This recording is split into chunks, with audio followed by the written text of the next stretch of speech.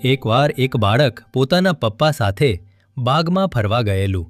એ બાગમાં ટપાલ પેટી પણ હતી. પપ્પાએ કહ્યું, બેટા, આ શું છે?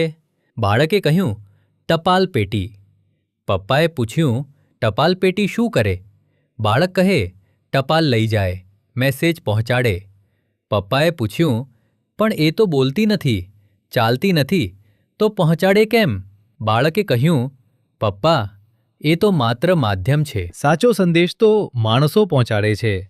ત્યારે પપ્પાએ કહ્યું, બેટા, એ જ રીતે જીવનમાં કેટલાક લોકો ગમતા નથી.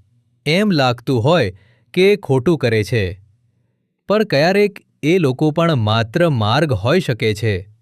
અસલી કારણ કે મૂળ હંમેશા બીજા કોઈ પણ હોઈ શકે છે. કોઈ પણ પરિસ્થિતિને માત્ર બહારથી જ જોઈને તેનું તારણ ના કાઢો. હકીકત ઘણી વખત કંઈક અલગ હોઈ શકે છે. સમજ્યા વગર વિચાર ના કરો, અને સમજ્યા પછી પણ સહાનુભૂતિ રાખતા શીખો. તમને આ ટૂંકી વાર્તા કેવી લાગી? કોમેન્ટ્સમાં જણાવજો. અને આવી બીજી પ્રેરક વાર્તાઓ સાંભળવા માટે આ ચેનલને સબસ્ક્રાઇબ કરવાનું ના ભૂલતા. આભાર.